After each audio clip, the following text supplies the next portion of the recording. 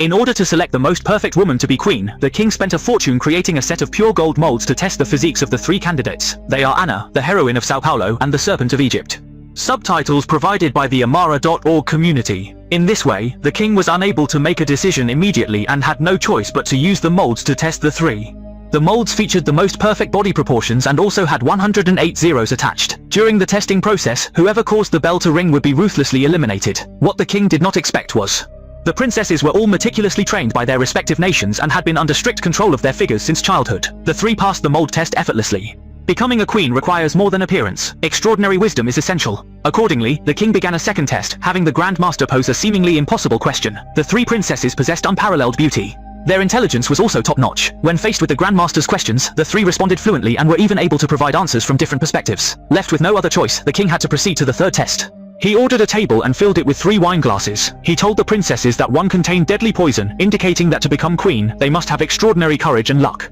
After saying that, he brought 3 prisoners up as examples. One of them drank and was immediately poisoned to death. At this moment, Princess Lisa was instantly aghast, and the 3 did not even have time to react. The king ordered the guards to blindfold their eyes with black silk, instructed bringing 3 new wine-filled glasses, and then mixed their positions. After removing the 3 blindfolds, the king declared he would not force anyone and allowed withdrawal from the competition. Hearing this, the Egyptian princess immediately admitted her mistake, not wanting to miss the opportunity to become queen.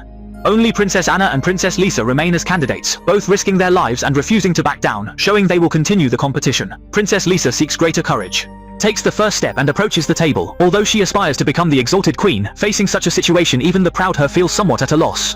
After much hesitation, she decides to let Princess Anna drink first. However, Anna shows no fear, casually picks up a cup and drinks it in one gulp, watching as Lisa shows no signs of poisoning. Princess Lisa immediately regrets her decision, with life and death hanging in the balance. Lifting her glass, she ultimately doesn't dare to drink and chooses to abstain. Meanwhile, the fortunate winner is Princess Anna.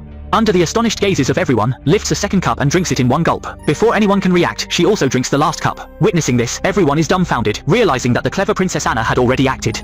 She believes that such a benevolent king letting innocent people die in this manner and allowing the feigning dead prisoners to rise again is unacceptable. And indeed, under the king's command, these prisoners stand up unharmed. King Huowang is very pleased with Princess Anna's performance and immediately crowns her as the queen to lead the nation. However, what the king never expected is that this meticulously chosen queen, after only a few days, would end up wearing a glowing hat. He too becomes the first king to crown a queen on the lush green plains since the founding of Baghdad. The beautiful queen only gave the king a green hat, and the furious king awarded her to the slaves. It turns out that Princess Anna's delegation was ambushed by a band of robbers during their journey. The bandit leader immediately taking a liking to the melancholic, charming princess, he forcibly abducted her as a hostage. Fortunately, a maid narrowly survived and was discovered by the seasoned knight captain.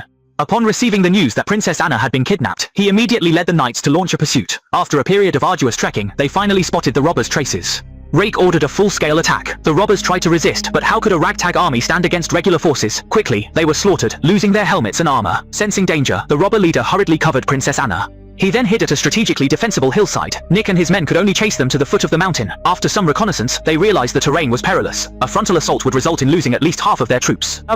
To avoid his men being needlessly lost, the fortunate Nick had no choice but to go alone to negotiate. He demanded the robber leader release Princess Anna. The robber chief was also at a loss and proposed that Nick could buy her back with 100 sheep.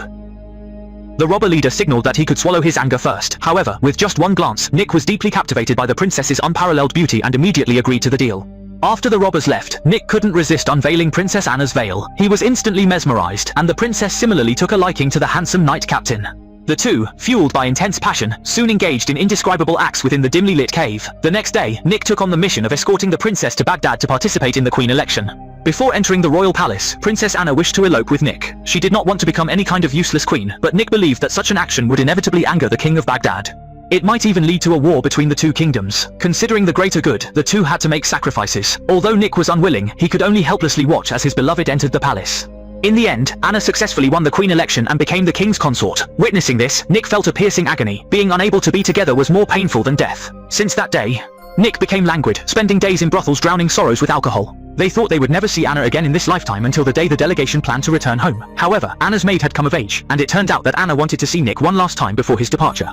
Excited, Nick immediately disguised himself as a eunuch and sneaked into Anna's bedroom undetected. The two lovers couldn't wait to embrace each other the moment they met, but little did they know that this scene was coincidentally witnessed by the king, who was visiting for his favors. The king immediately ordered his guards to seize the adulterous pair. Enraged beyond measure, the king ordered Anna's public execution, but spared Nick to make him suffer a life worse than death. Soon, the court condemned Anna to endure 81 lashes under Baghdad law. Permitting others to take punishment was allowed. Upon hearing this, Nick stepped forward to endure the cruel punishment for Anna. Surprisingly tough, he endured 81 lashes without complaint. Silent and stoic, Anna's eyes were filled with sorrow. Witnessing this, the king lost his temper once more and ordered Anna to be thrown into the slave quarters to fend for herself. The slaves were delighted to hear this. Without delay, they carried away the beautiful princess, and Anna let out desperate wails as she was made a slave. As they returned to their residence to prepare a meal, Nick's knightly men arrived just in time to rescue Princess Anna from the slaves and escorted both Nick and Anna out of the city. The two believed they could finally be together. Unbeknownst to them, everything was under the control of Prince Bo. He immediately imposed the cruel punishment on them. Weakened and unable to run, the situation worsened when their means of survival were pierced by an arrow. The two immediately realized that this was the king's doing. The king had never intended to spare them but was instead using this method to extinguish their lives.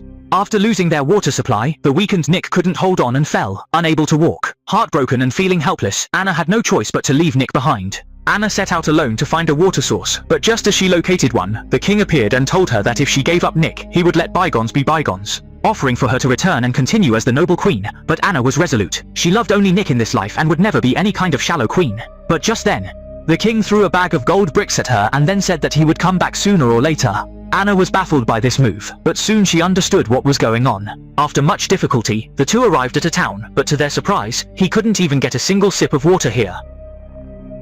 Because the villagers still feared offending the king, Anna had no other choice but to turn back. Unexpectedly, as they departed, numerous cavalry surrounded them, indicating the king had anticipated the situation. To protect his beloved, he had no choice but to return to meet the king, who still held him in high regard. As part of the exchange terms, he immediately summoned the royal physician to treat Nick. When Nick woke up from his coma, upon learning that Anna traded her freedom for her life, although deeply reluctant, everything was already decided. Feeling helpless, Nick had no choice but to lead the delegation back. Anna thought they'd never see each other again in this life, unaware the lord was plagued by internal and external troubles. He and Nick would soon reunite, revealing the king's most trusted general was currently forming factions and plotting a rebellion. So, when night fell and it was quiet, he decisively led his troops to storm the palace, swiftly seizing control almost before anyone could react. With his guards' cover, the king broke the siege. They fled to Nick's country for reinforcements. The reinforcements' determined general led the pursuit. He personally led his troops to pursue and kill them. During escape, Anna fell off a cliff but was saved by two elderly people. She dared not delay any longer. So, she borrowed a horse from the two and, after several hours of long trekking, finally reached Nick. Anna hopes you might send troops to help the king. The king often breaks up couples but is essentially a good monarch. Upon hearing this, Nick immediately led his knights to return and provide support. The brave, skilled fighters swiftly defeated enemy forces, with Nick personally handling the general. The deeply moved king apologized for his prior actions and allowed them to be together as compensation. After enduring numerous hardships, the lovers ultimately became a couple, and the film concluded.